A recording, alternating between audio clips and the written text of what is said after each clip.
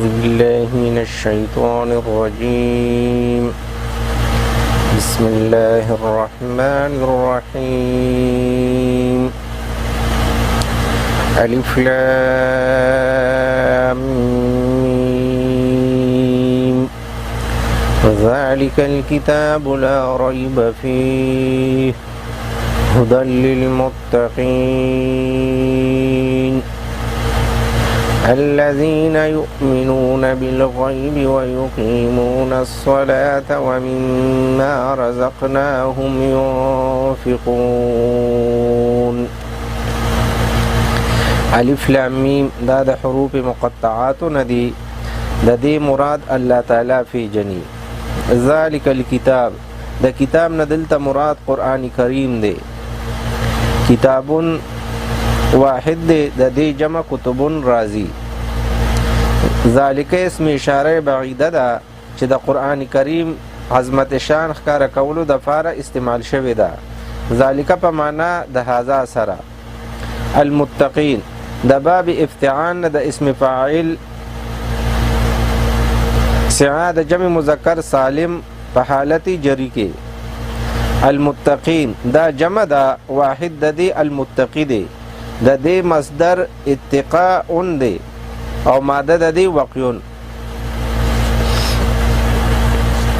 اتقاء په اصل کې اتقاء حمزه د ابتعال نرستو و بدل کړی شو پتا سره او تا پتا کې مدغم کړی شو او رستنه یا بدل کړی شو په حمزه سره نو اتقاء ته جوړ شو. یؤمنون دا د باب افعال نه د فعل مضارع معروف سعا د جمع مذکر غائب او مصدر د دې ایمانون راضی. الغیب غیب نه مراد د دین اسلام هغه ټول خبرې چې د هغې علم په عقل او شعور او حواس خمسه سره نه کیږي. یقیمون د باب افعال نه د فعل مضارع معروف سعا د جمع مذکر غائب ده مصدر د دې اقامتون دی. الصلاة مونځ په دین اسلام کې اهم رکن دی.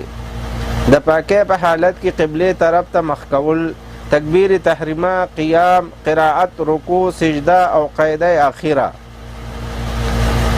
دا کول په اصطلاح د شرع کې دیتا مونځ وایي. 5 وخت مونځ د الله تعالی د طرف نه فرض دی: سحر، ماسپښین، مازیګر، ماښام او ماسخوتن. ينفقون دا د باب افعال نه د فعل مضارع معروف سعا د جمع مذکر غائب مصدر د دې انفاقون راضی.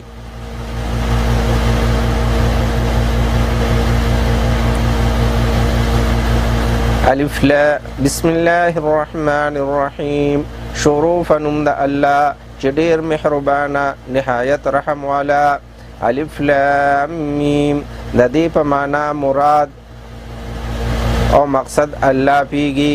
ذالک الکتاب دا کتاب چې قرآن مجید دی لا ریب شک نشته فیه پدې کې هدى للمتقین هدایت ته ولار خودن کې دی یا نور دی او رڼا د دفاره د متقیانو.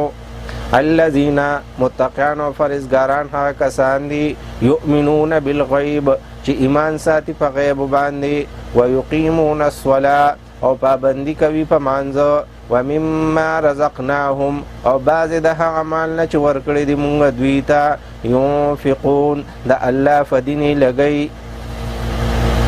الف لام میم د دې په معنا مراد او مقصد الله فیږي. ذالک الکتاب دا کتاب چې قرآن مجید دی لا ریب فیه شک نشته دی فیه پدې کې هدى للمتقین هدایت ته ولار هودن کې دی یا نور دی او رڼا د دفاره د متقیانو. الذین متقیان او پرهیزګاران هغه کسان دي یؤمنون بالغیب چې ایمان ساتي په غیب باندې ویقیمون الصلاة او پابندی کوي په مانځه ومما رزقناهم او بعض د هغه مال نه چې ورکړی دی مونږ دوی ته ينفقون د الله فدینې لګی.